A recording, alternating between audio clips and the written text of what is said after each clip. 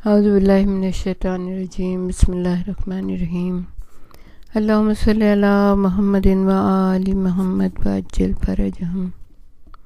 ہم سچ کہانی کے اس منزل تک پہنچیں گے جہاں امام عالی مقام کا قافلہ راستے کی صحبتیں برداشت کرتا ہوا شدید گرمی کے عالم میں اعلی رسول پہ کیا وقت پڑا تھا جب لوگ اپنے گھروں میں چین سے بیٹھے ہوتے ہیں، گرمی میں کوئی باہر نہیں نکلتا۔ اس وقت حسین ابن علی اپنے چھوٹے چھوٹے بچوں کو لے کے سفر کی صعوبتیں برداشت کرتے چلے جا رہے ہیں۔ بچے بھی وحشت زدہ ہیں، اتنی گرمی ہے۔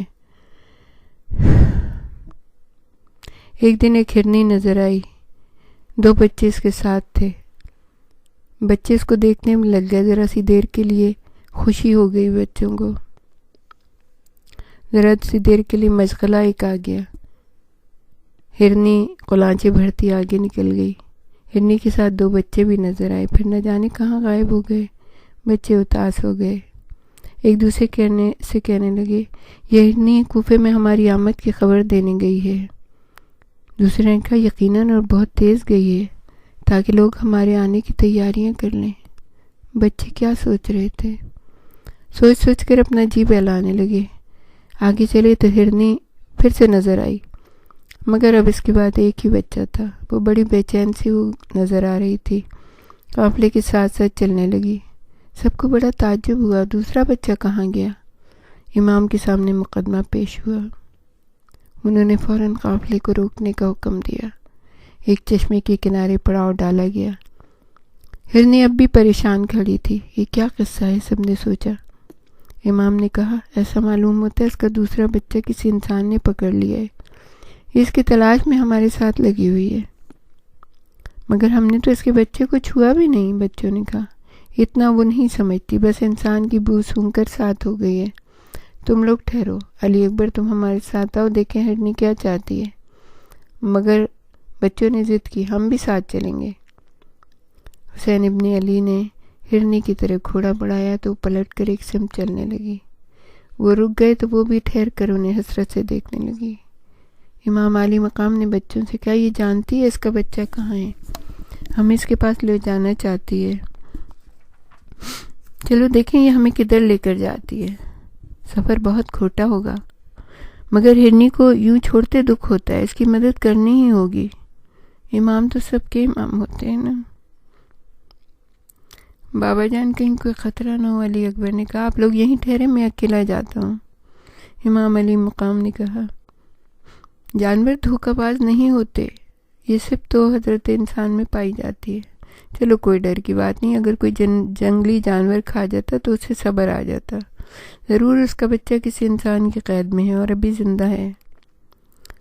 علم حیوانیات پر بچوں سے باتیں کرتے چلے جا رہے تھے حسین ابن علی کہ آبادی آ گئی۔ سامنے ایک گھر پر ہرنی ٹھہر گئی اور دروازے پر کھر مارنے لگی۔ واللہ کمال ہے، یہ جانور کس قدر سمجھدار ہوتے ہیں، اس کا بچہ اسی گھر میں ہوگا۔ امام نے بڑھ کر دستک دی۔ ایک شخص نے دروازہ کھولا۔ آپ کون ہیں؟ اس شخص نے پوچھا۔ میں حسین ابن علی ہوں، رسول کا نواسہ ہوں، کوفے جا رہا ہوں، یہ میرے بچے ہیں میرے ساتھ۔ یا حسین، میں نے اڑتی خبر تو سنی تھی، مگر یہ خبر نہ تھی کہ میری خوش قسمتی سے آپ میرے غریب خانے تک تشریف لائیں گے۔ یا حسین، مجھے اپنی خدمت کی سعادت بخشیے۔ نان جمی کے سوا میں کچھ پیش نہیں کر سکتا، مگر اتفاق سے آج ایک ہرن کا بچہ ہاتھ آ گیا، میں اسے ذبح کر کے ابھی کباب تیار کرتا ہوں۔ میں نے سوچا تھا بڑا ہو جائے گا تو کام میں لاؤں گا، مگر یہ عجیب جانور ہے، جب سے لایا ہوں کوشش کر کے ہار گیا، دانے اور پانی کو منہ نہیں لگاتا۔ امام کی آنکھوں میں آنسو آ گئے۔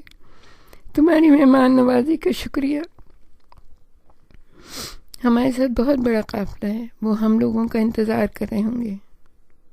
آقا، یہ کیسا ظلم ہے، میرے دروازے پر حسین ابن علی تشریف لائیں اور میں ان کی خدمت سے محروم رہوں، خالی ہاتھ رخصت کروں۔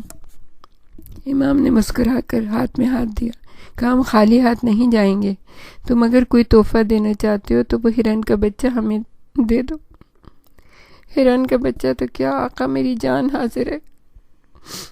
وہ شخص بھاگا ہوا گیا، بچہ لے آیا۔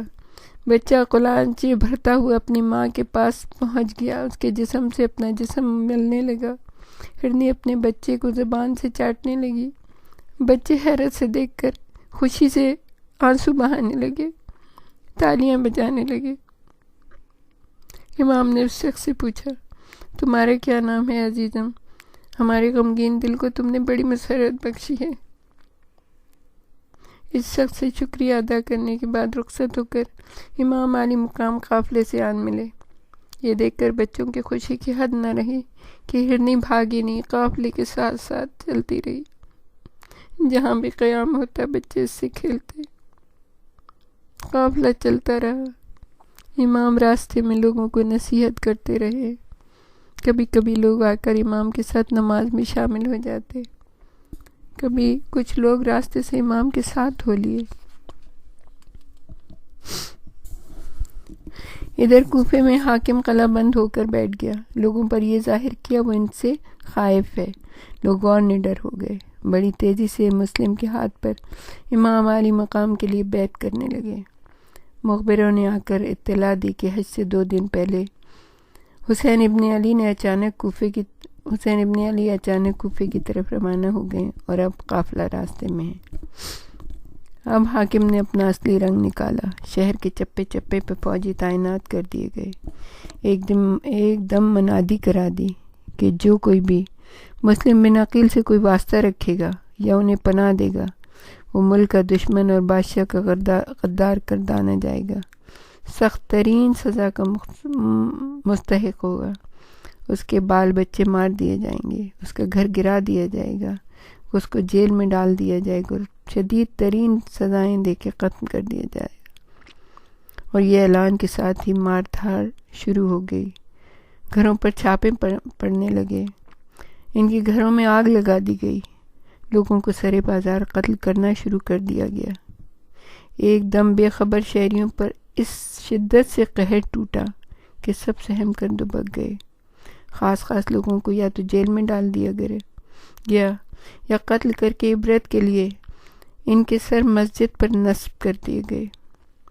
جو سہمے ڈرے لوگ بچے، ان میں صاحب حیثیت لوگوں کو بلا کر حکم دیا کہ تم اپنے محلوں کے چال چلن کے ذمہ دار مقرر کیے جاتے ہو، اگر کسی نے بھی نافرمانی کی تو تم جواب دے ہوگے۔ ان غداروں کے ساتھ تمہیں اور تمہارے بال بچوں کو بھی اذیتیں دے دے کر مار ڈالا جائے گا۔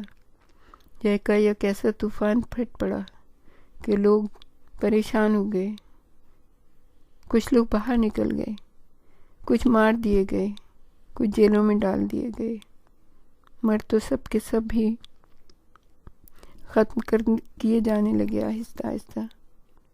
شہر کی ایسی ناکہ بندی کی گئی کہ کوئی خبر باہر نہ جانے پڑی۔ امام عالی مقام بڑھتے چلے آئے۔ ایک دم انہیں چاروں طرف سے گھیر کر سارے قافلے کو نیست و نابود کر دیا جائے گا۔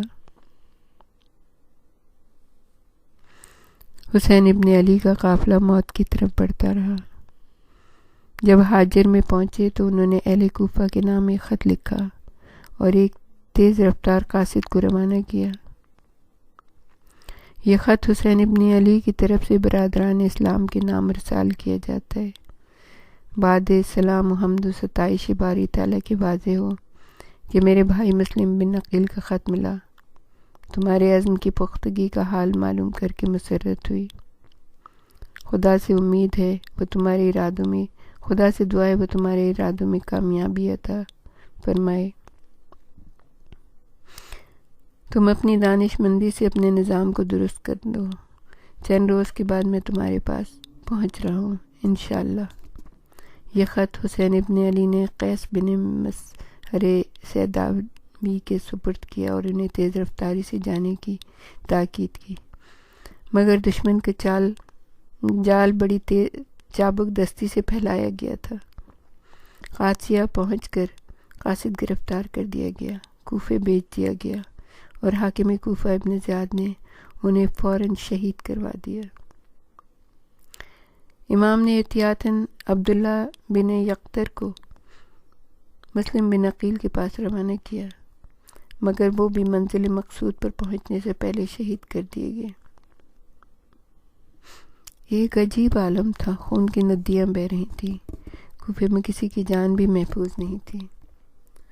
حسین ابن علی جب وطن سے روانہ ہوئے تو قافلہ مختصر تھا، مگر راستے میں لوگ ملتے چلے گئے، ساتھ ہوتے چلے گئے۔ وہ جو اپنے ہی علاقے میں بدحال تھے ساتھ ہو لیے۔ بڑی تعداد میں ایسے غرض مندوں کی آ گئی جو سمجھتے تھے کہ حسین ابن علی کوفے میں کوئی حکومت قائم کرنے جا رہے ہیں، ان کا شاندار استقبال ہوگا، شاہی مرتبہ ہوگا، حسین شہنشاہ بن جائیں گے، ان کے دربار میں عیش کرنے کے موقع ملیں گے۔ امام عالی مقام نے انہیں سمجھایا، یہ سب خیالی باتیں ہیں، شہنشاہیت کی حوث میں نہیں جا رہا۔ انہوں نے کہا، اور پھر میرے ساتھ ہزاروں قسم کے خطرات ہیں۔ لوگ سمجھے امام انہیں ٹالنے کے لیے کہہ رہے ہیں، ساتھ لگے رہے۔ قافلہ دھیرے دھیرے آگے بڑھتا رہا۔ ادھر ابن زیاد نے ایک اور چال چلی، وہ چپکے سے شہر سے نکل گیا اور قافلے کی صورت میں اپنی فوج کو مرتب کیا۔ امام سفر میں سیاہ لباس پہنا کرتے تھے۔ مسافر گرد و خاک سے بچنے کے لیے منہ پر عمامے کا شملہ لپیٹ لیتے ہیں۔ ابن زیاد نے سادہ سیاہ لباس پہنا، اپنے سپاہیوں کو حکم دیا کہ منہ پر شملہ لپیٹ لیں، خود بھی اپنا چہرہ چھپا لیا اور اس طرح ڈھونگ رچا کر شہر میں داخل ہوا۔ لوگ سمجھے امام عالی مقام آ گئے ہیں۔ سوکھے دھانوں میں پانی پڑ گیا، لوگ خوشی سے نعرے لگانے لگے، ابن زیاد پر لعنتیں بھیجنے لگے۔ جو چھپے بیٹھے تھے وہ بھی نکل آئے۔